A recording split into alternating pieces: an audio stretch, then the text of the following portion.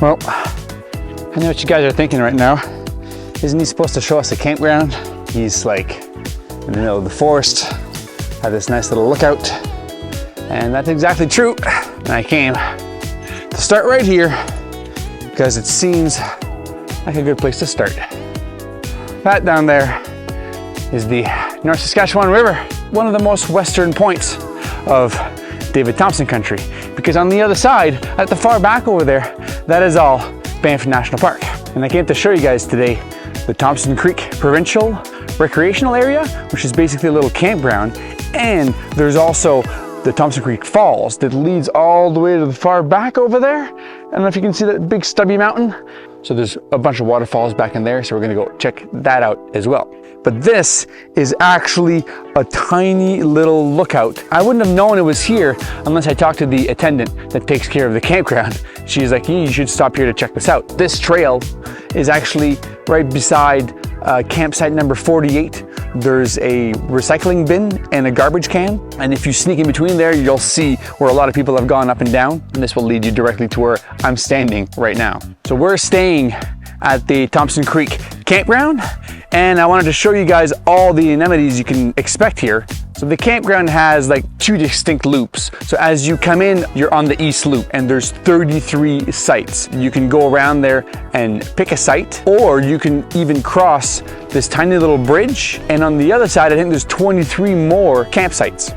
Both loops have 3 washrooms, except for the first loop kind of has a 4th bathroom, but I think it was only put in there for the day use area. And there's even picnic tables all along the creek. There's also a little day use area close to the washrooms where there's picnic tables there as well, and little fire pits. You can even buy firewood directly from the attendant there. So both loops kind of have the same thing with 3 washrooms, and they both have a water pump. There's marked for not for drinking, mainly because the government of Alberta doesn't want to be responsible to test the purity of the water every year. That's a requirement if you want to have a sign that it's good for drinking.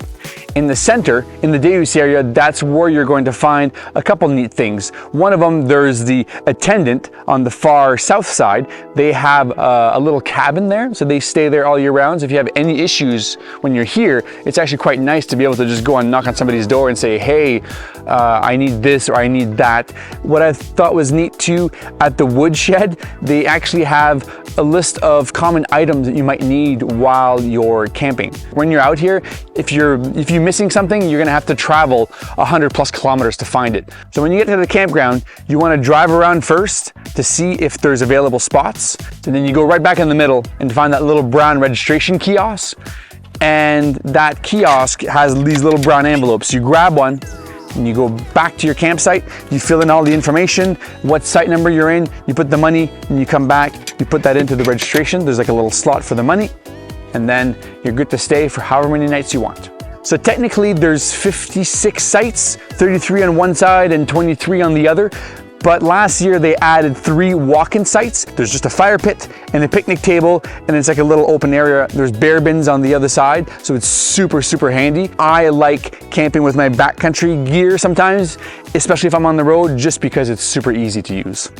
So let's head back out of here. I'm gonna show you guys what the walk-in sites look like and the Thompson Creek, what that looks like. And then we're gonna follow Thompson Creek all the way up to the back of that valley in there and see what the Thompson Creek Falls looks like.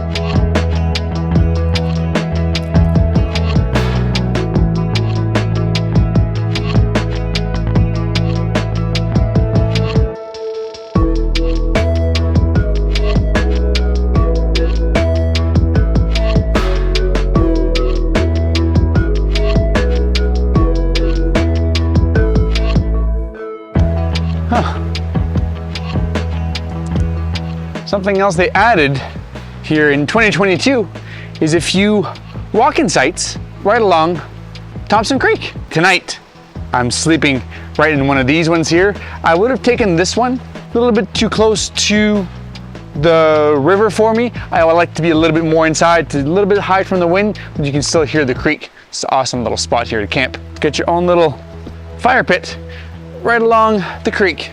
So now that I showed you guys what the campground looks like, we're gonna go up the creek down there, and there's a set of waterfalls, the Thompson Creek Falls.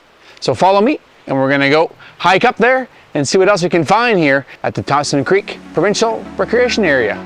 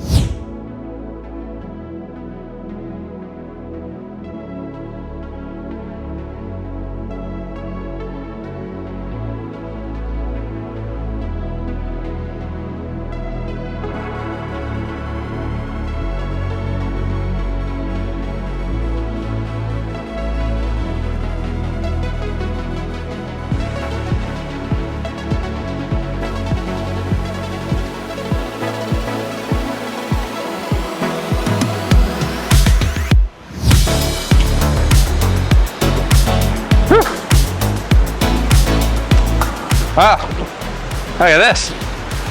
It's starting to get really warm outside, and this seems like a good little spot to refresh myself.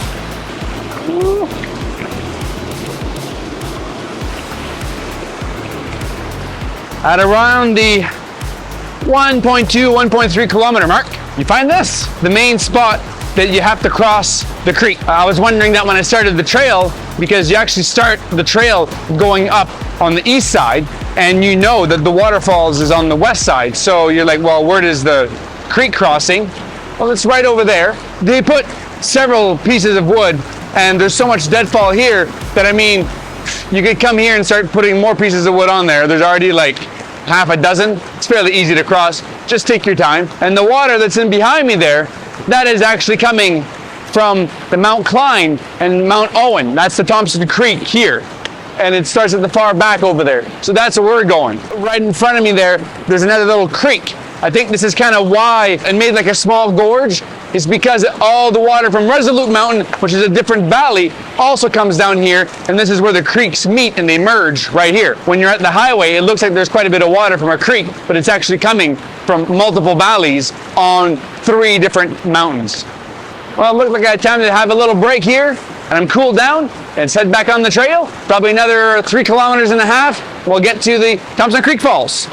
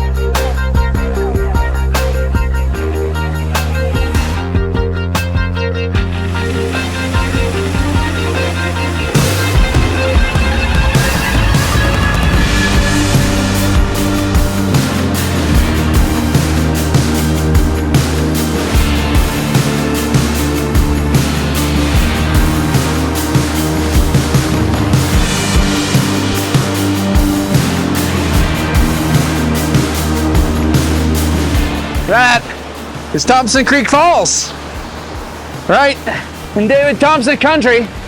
And this is quite the jaunt to get up here. Not gonna lie, the first 3 kilometers, I thought this is gonna be a fairly easy trail. The trail, for the most part, is very well defined. From the 3 to 4 kilometer mark, that's when you actually turn in towards the mountain and you come into this valley. And then at the 4 kilometer mark, then I think you gain like close to 200 meters of elevation gain in that last kilometer. Most of your elevation gain is in the last K. So keep that in mind if you come here. This is not the type of waterfall that you want to bring an elderly person. You need to be able to take care of yourself out here. But the trail is well defined. There's only one point kind of in the middle where you have to make sure that you don't take the scrambling route that goes up the Mount Klein. And I think it pinches down to a point where you can scree up and go on top. That's not the trail you want to go. You're going to see a bunch of flags, and then that's where you want to keep going straight. Up until you see the waterfalls, you want to be like within 10 to 15 meters of the creek. If you start going far away from the creek that you can't hear it or see it anymore, you've gone a bit too far. But this might be the most difficult one in David Thompson Country to come and check out, but definitely one of the most impressive because you're way up top on this head wall. It's just gorgeous all the way on the side here. And even from this elevation, you can peer down and see all the way down the North Saskatchewan River. Well, this is the Thompson Creek Falls here in David Thompson Country. And I'm Eric Tremblay, and these are my adventures. Peace out.